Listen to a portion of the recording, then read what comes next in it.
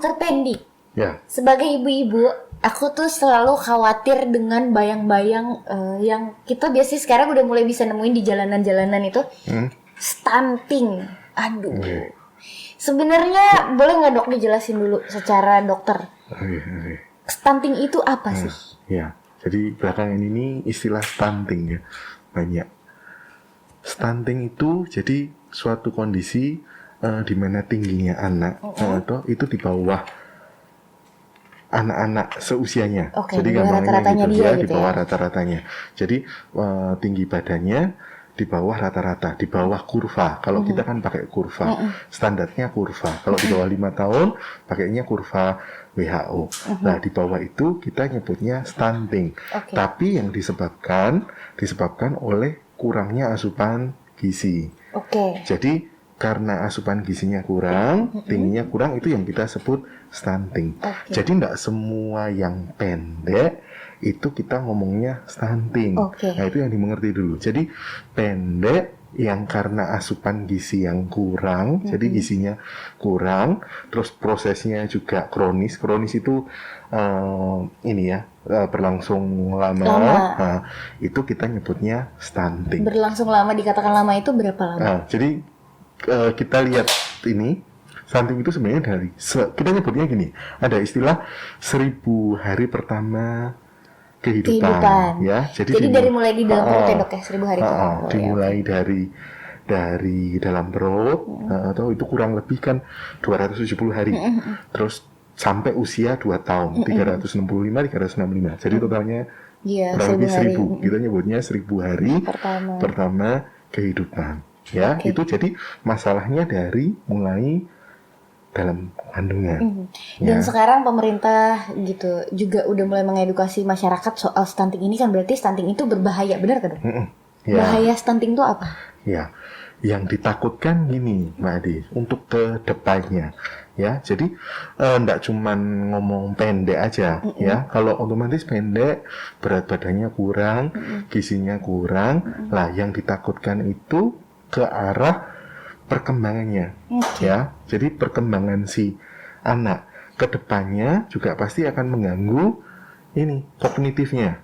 Nah, nanti prestasinya di sekolah, otomatis kalau itu terganggu, masa depan anaknya sendiri juga pasti kan akan terganggu. Jadi bukan cuman murni masalah dia pendek, gizinya, tapi perkembangannya juga, kognitifnya juga pasti akan terganggu. Lah itu yang ditakutkan. Jadi benar hati-hati ini kalau masalah berat badan. Enggak cuma kalau dulu kan enggak apa-apa berat badannya kurang, yang penting anaknya sehat gitu ya, anaknya aktif. Enggak boleh karena pasti akan berpengaruh di kognitifnya juga. Gitu. Jadi dok, kalau misalnya si anaknya memang pendek gitu ya, anggap saja anak ini pendek, tapi perkembangannya sesuai sama misalnya anak ini sudah bisa bicara di usia segini, anak ini sudah bisa sesuai dengan usianya atau bahkan duluin gitu, itu udah pasti nggak stunting atau masih ada kemungkinan stunting meskipun perkembangannya tepat? Masih bisa. Jadi masih bisa, kita harus lihat dulu. Nah, itu gunanya kita harus rutin untuk plot berat badan, ya, panjang badannya, lingkar kepala juga, ya, kita plot, kita lihat berat badannya anak ini sesuai kurvanya atau enggak, ya. Nanti kalau lebih jelasnya biasanya waktu imunisasi tadi. Imunisasi kan sekaligus dilihat berat badan, ya. Nanti kan dijelaskan. Jangan salah ya, kalau yang perempuan warnanya pink, kalau yang laki-laki warnanya biru. Ya. Dilihat grafiknya ini perjalanannya gimana. Ada tiap bulannya namanya kenaikan berat badan minimal. Ya, kalau kita itu hati-hati, di situ sudah ditulis sih di buku pink biasanya, di buku KIA itu. Kalau 2 kali ini perhitungan, jadi 2 kali kita plot kok dia start atau kalau enggak di bawah tadi kenaikan berat badan minimal, atau kalau enggak malah melorot, ya. Melorot apalagi di bawah garis merah lah, itu perlu kita pantau ya, harus konsultasi ke dokter spesialis anak ya. Kalau misalnya gini dok, anakku tuh pernah mengalami yang namanya sempat turun di kurva karena kan itu kan hitungannya per bulan. Nah di bulan itu dia sakit nggak mau makan. Kalau sakit kan otomatis biasanya berat badan turun. Nah jatuh di bulannya tuh dia berat badannya turun. Tapi setelah sembuh dia naik lagi nih. Biasanya kan kalau abis sakit naiknya cepet tuh dok. Jadi turunnya 300 gram, naiknya 500 sampai 600 gitu. Jadi itu gimana tuh dok? Kalau itu nggak apa-apa. Jadi kalau memang pas sakit ya, terus kadang mensret, diare itu berat badannya biasanya melorot ya, cepet tapi banget nanti kita turunnya. lihat yang selanjutnya gimana. Yang penting kita lihat ininya. Jadi kita nggak bisa lihat satu potong.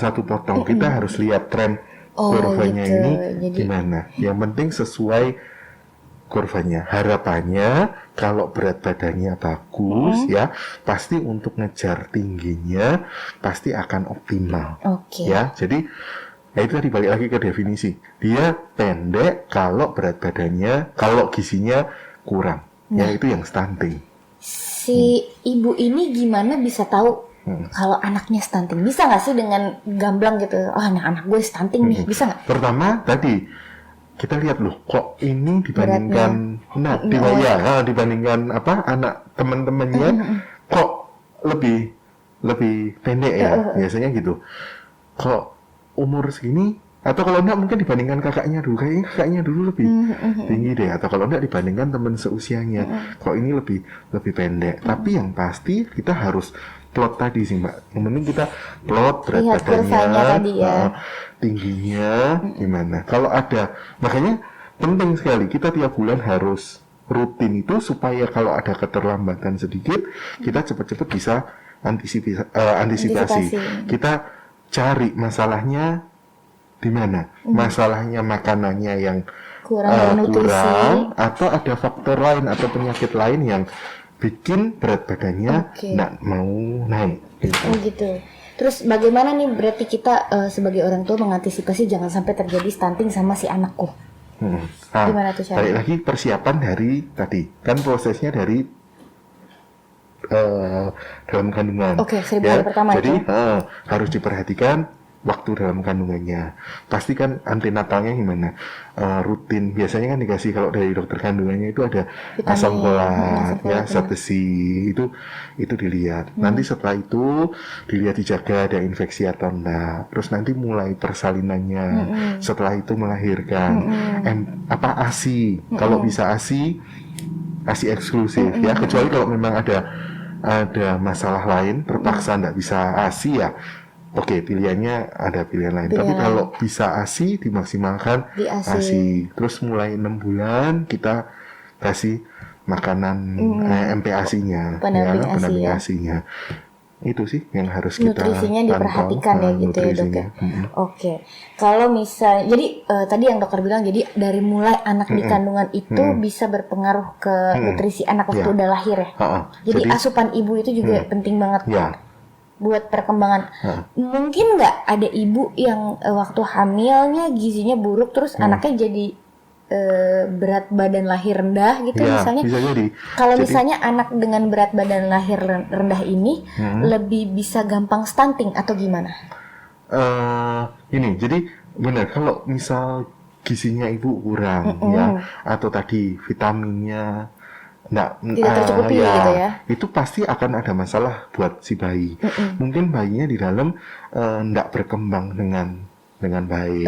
Terus kalau bahkan ada ini bisa defek, mungkin sampai minta maaf ya, ada bibir suming kalau kurang asam folat. Itu pengaruh sekali dari dalam bayi. Nah, itu juga pasti mempengaruhi ke depannya. Kalau lahir berat badannya kecil juga pasti terus kan susah juga ya.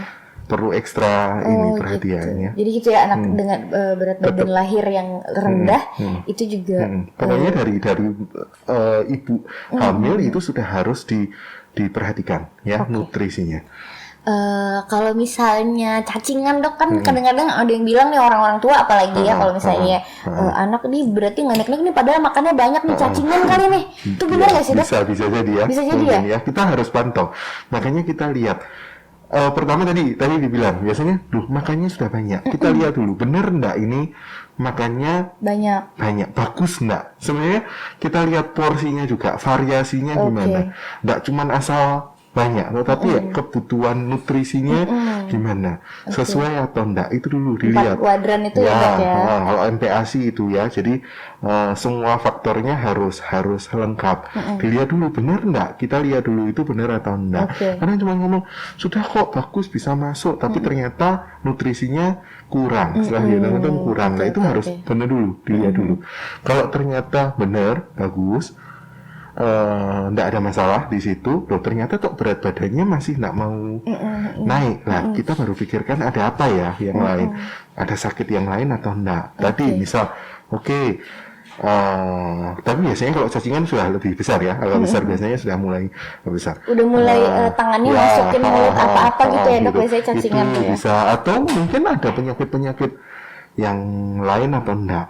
Gitu. Nah, ini kan kayaknya ada beberapa penyakit yang populer gitu dan dianggap biasanya jadi penyebab stunting.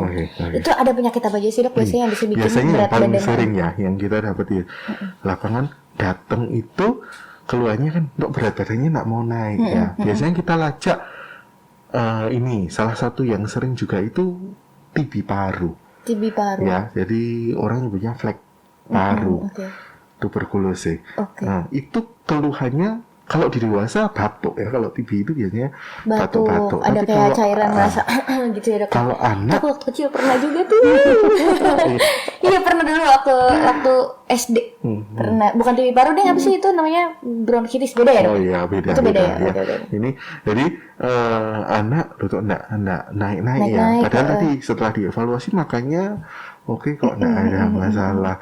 Nah kita cari, kok di keluarganya mungkin biasanya kakeknya atau neneknya ada yang batuk-batuk. Nah kita lacak ada ke arah TB atau enggak. Oh ternyata benar. Oh ternyata ada TB.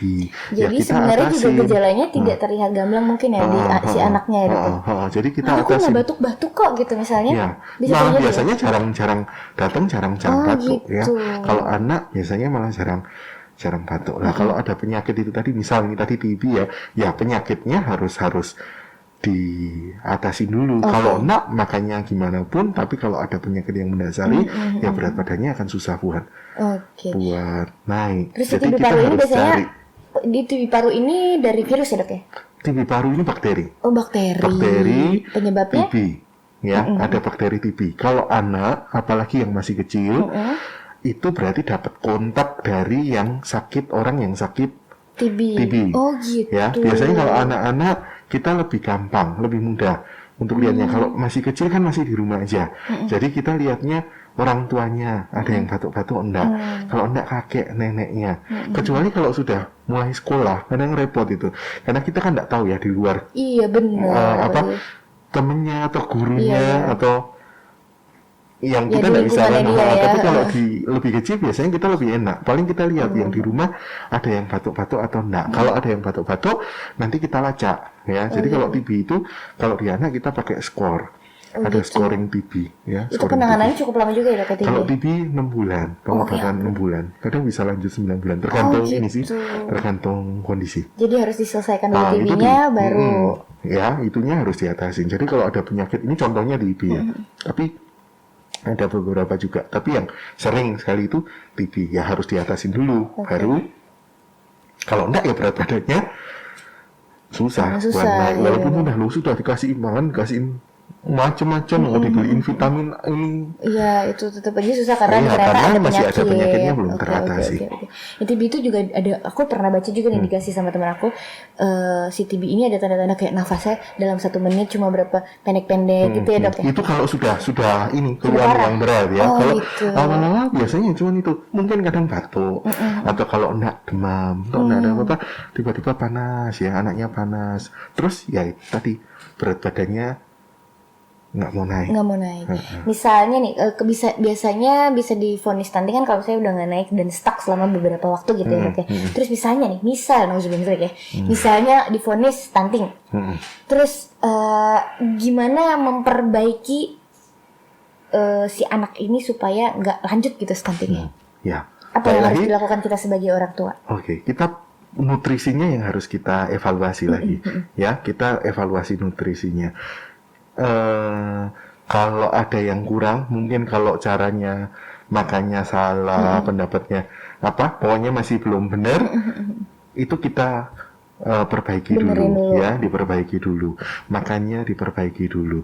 Harapannya kalau pola makannya bagus, dia makannya bagus, nutrisinya baik, berat badannya ya, kalau enggak ada faktor lain loh ya, kecuali tadi makanya kita lihat juga ada faktor lain enggak yang bikin ada penyakit, maksudnya penyakit lain yang bikin berat badannya enggak mau naik. Jadi serat ya. Kalau enggak, cuman dia faktor dari makanan, ya kita perbaikin makanannya. Kadang perlu edukasi ya, masalahnya apa toh?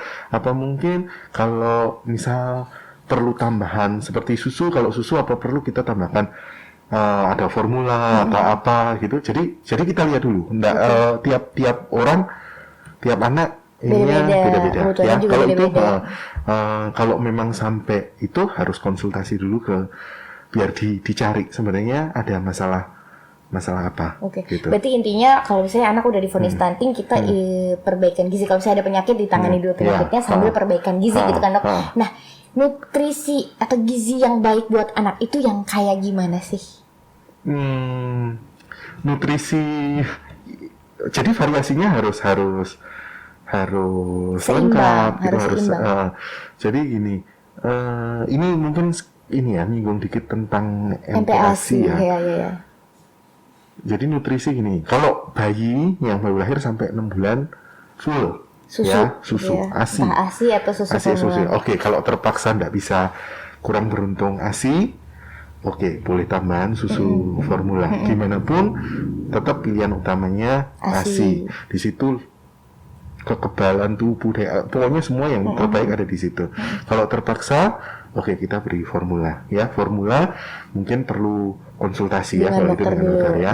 Nah, nanti kalau udah 6 bulan mulai kita kasih MPASI. Sekarang banyak sekali pendapat soal MPASI ya sih, itu juga jadi pergunjingan di hati aku waktu zaman mulai MPASI. Ada yang bilang katanya menu tunggal dulu, ada yang bintang-bintang 4 bintang, ada yang apa dulu, bubur dulu, ini dulu, ada itu bingungin juga nih buat moms di rumah. Nah, sebenarnya kita harus mengacu pada yang mana MPASI nih dok? Jadi gini, intinya harus lengkap ya.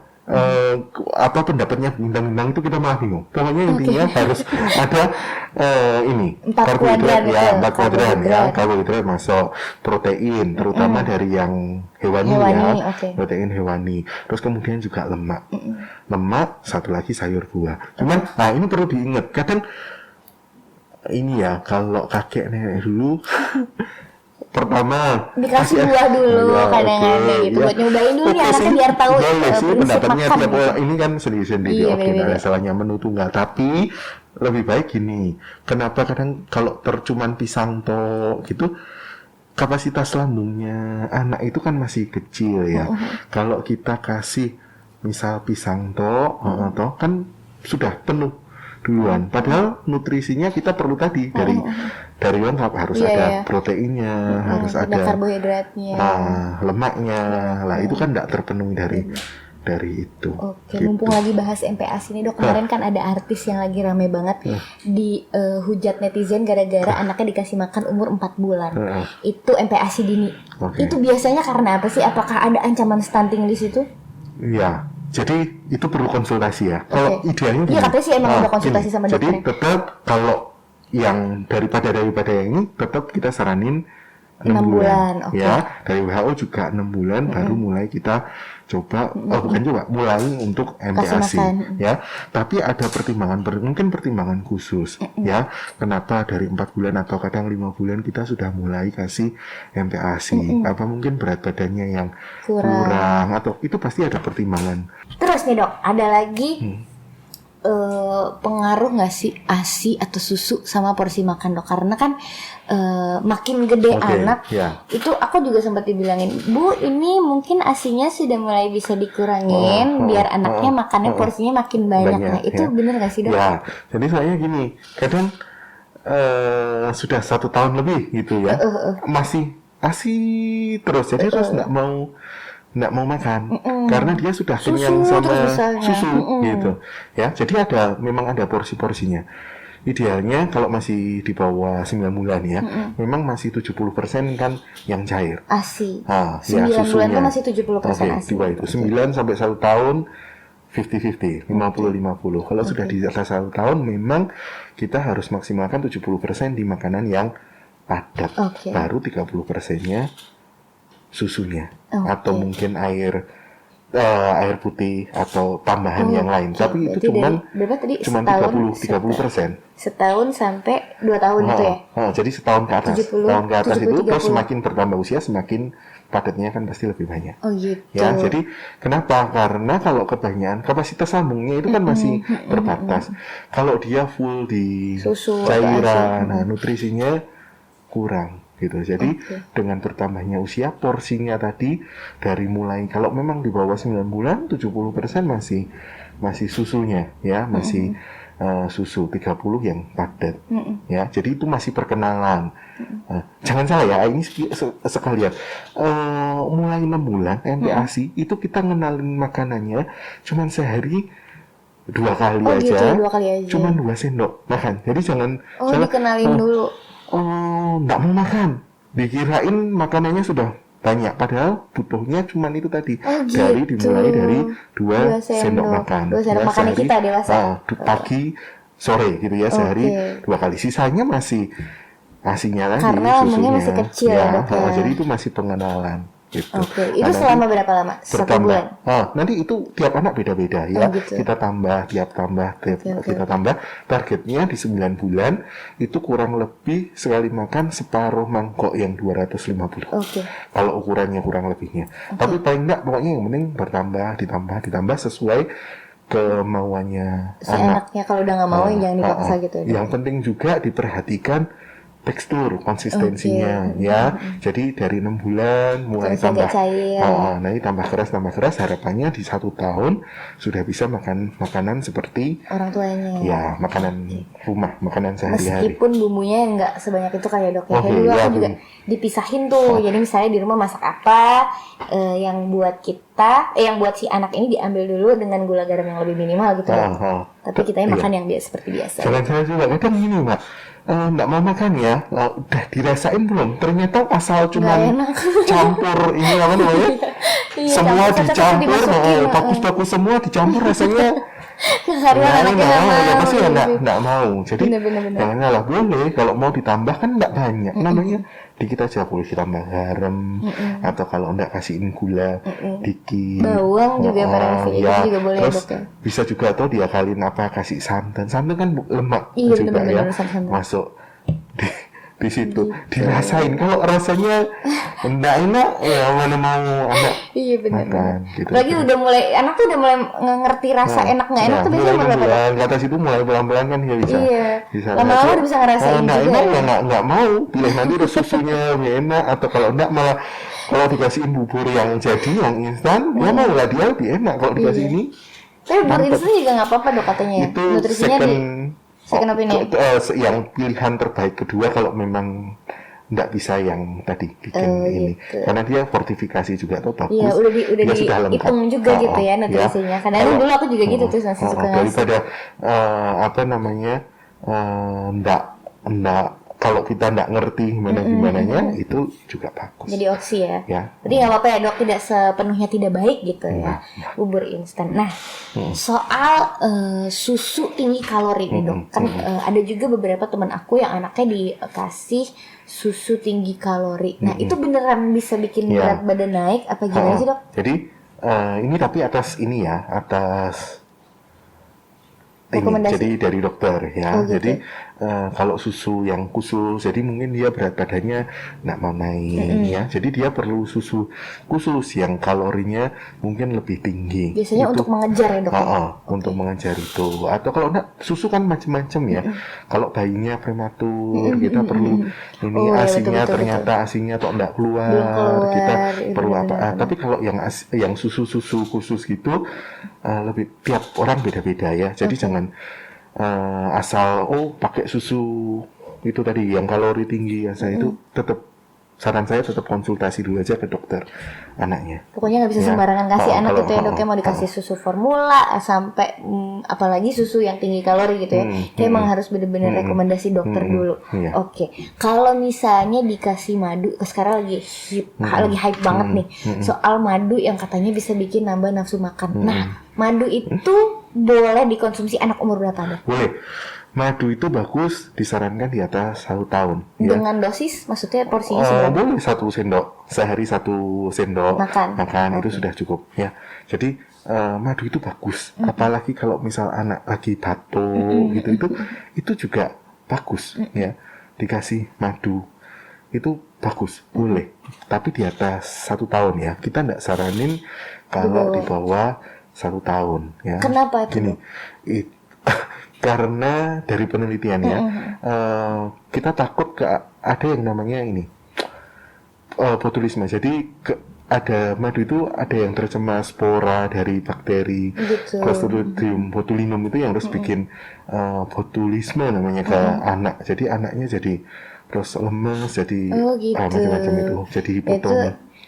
Lebih baik, makanya lebih baik Jadi di atas 1 tahun di atas 1 tahun amannya karena mungkin lebih siap gitu ya. 1 tahun ya. Oke. Di atas 1 Dan tahun. madunya Bagus juga itu. harus madu yang murni ya, Dok? Ya, susahnya susahnya kan. cari madu yang bagus. Jangan Karena- sampai madunya ternyata cuman gulanya tok yang Nah, itu dia dok, yang tinggi. kadang kita harus milih juga kayak yang di pasaran banyak juga yang udah dicampur sama gula, yang iya. ada rasa-rasanya gitu kan kayaknya Susahnya, juga ternyata kandungan gulanya yang tinggi. Bukannya tadi batuk Iya. harapannya buat ngenakin Sembuh, ini, ternyata malah bikin tambah batuk. gitu. ya. Jadi madu Boleh, madu itu baiknya bagus kan. dikasih di atas 1 1 tahun. tahun, udah gitu madu murni baiknya gitu ya dok ya. Iya. Terus udah sih paling gitu aja kalau misalnya kita ngobrolin soal stunting tuh kayaknya nightmare banget gitu ya. Tapi sih kalau menurut aku daripada kitanya juga makin stres ya kan dok, kalau gitu lebih baik santai Iya. tapi memantau, bener nggak sih? Iya, Maksudnya itu yang paling penting. santai tapi tetap waspada gitu ya dok. Ada Iya. pesan mungkin buat ibu-ibu Jadi gini. seperti aku yang kadang-kadang masih suka insecure gitu kayak anak gua kok lebih kecil dari anaknya dia ya gitu kadang-kadang. Iya. Jadi yang penting pokoknya rutin. Tadi kita harus rutin tiap bulan itu ukur berat badan. Nah, jadi tumbuh kembang ya. Nggak cuman tumbuhnya aja, kembangnya juga kita harus Oke. lihat. Tumbuhnya itu ya berat badannya, panjang badannya, lingkar kepalanya. Kembangnya misalnya nih anak usia sesuai segini bisa kurvanya tengkurap. enggak. Kalau ada masalah jadi tadi bisa stuck atau kalau nak melorot atau di bawah kenaikan Rata-rata. berat badan minimal ya secepatnya konsultasi kan? konsultasi ya. Selain tumbuhnya, kembangnya juga harus kita lihat. Umur segini itu harusnya sudah bisa ini. Umur berapa ya? 6 bulan harusnya sudah bisa boleh duduk. duduk. Nah, kalau untuk ini masih baru belum bisa ngangkat kepala aja, masih belum kuat. Nah, berarti kan ada yang salah. sesuatu ya. Oke. Jadi sedini mungkin kita bisa mengetahui ada keterlambatan, pasti hasil kedepannya akan lebih baik. Oke. Ya. Terus itu juga sih kadang-kadang tuh orang tua aku kalau nggak siapa gitu kalau bisa anaknya jangan ditimbang mulu ntar stres lu gitu. Iya. Kadang gitu ternyata jangan gitu juga ya, tetap harus ditimbang. Kalau ditimbang tiap hari juga malah bikin stres itu Itu tadi. aku sih kayaknya ditimbang tiap hari dong. Enggak, Apalagi tiap kalau bulan. anak sakit tuh dok, kan aku langsung lihat timbangan udah nggak bisa jauh-jauh dari timbangan kayak ditaruh timbangan, aduh turun lagi 200 gram, besok aduh turun lagi 300 gram, aduh gimana nih akhirnya. Kalau sakit nggak usah ditimbang. Gitu ya? Udah pasti stres ya dok ya. Gitu ya. Jadi nanti kan dilihat tuh ke depannya ya, kita nggak bisa tiap hari terus ditimbang. Kalau pasti sakit kadang ya pasti Drop. turun ya, tapi nanti kan ya naik lagi. Naik lagi ya benar sih dok. Terima kasih dokter Sama-sama. Pendi. Aku sangat lega nih ngebahas soal stunting sama dokter Pendi. Sampai jumpa di lain kesempatan. Ya, terima kasih banyak.